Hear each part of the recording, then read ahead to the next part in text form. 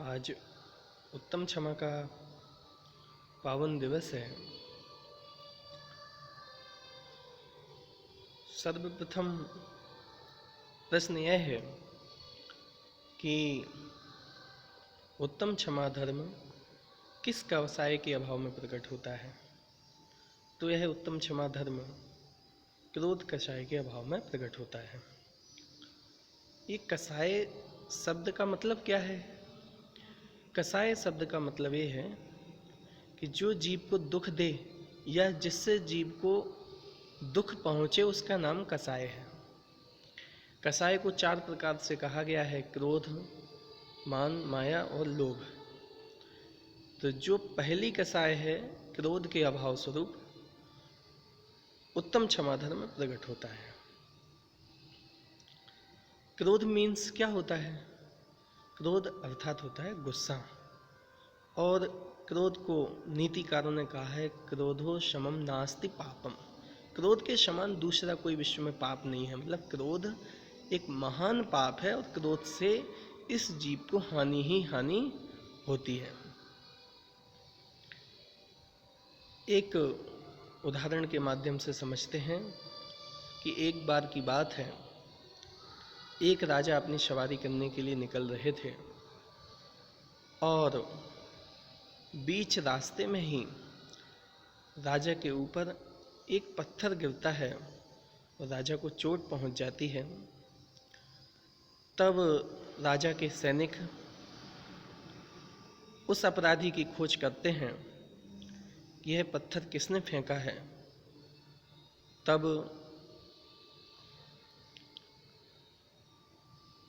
जो सैनिक हैं वह एक बालक को राजा के पास पकड़कर लाते हैं कि हे राजन, इस बालक ने ये महान अपराध किया है कि आपने के ऊपर पत्थर फेंकने का दुस्साहस किया है।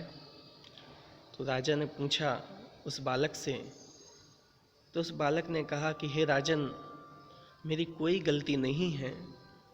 मैं तो वृक्ष के लिए फल पाने के लिए पत्थर फेंक रहा था, तभी आपका गमन हुआ कि आपके ऊपर पत्थर गिर गया।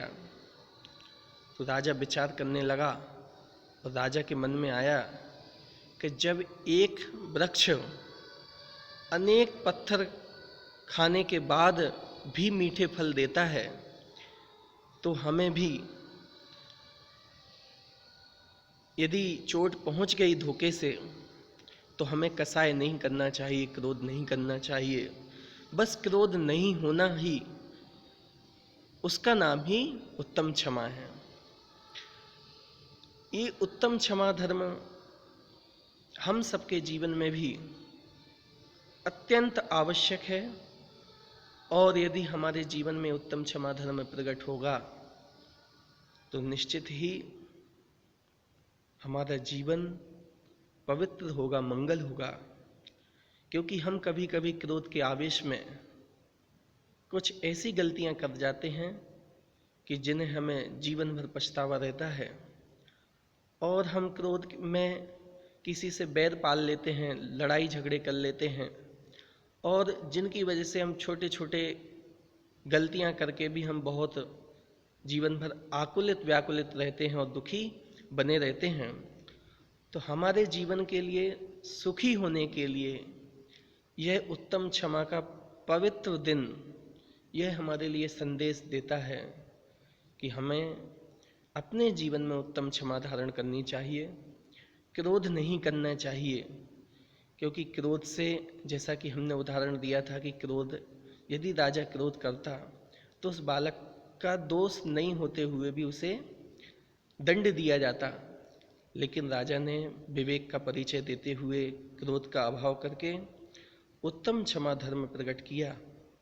ऐसा ये पवित्र दिवस है जो हमारे लिए प्रेरणा देता है और हमें उत्तम क्षमा धर्म धारण करना चाहिए।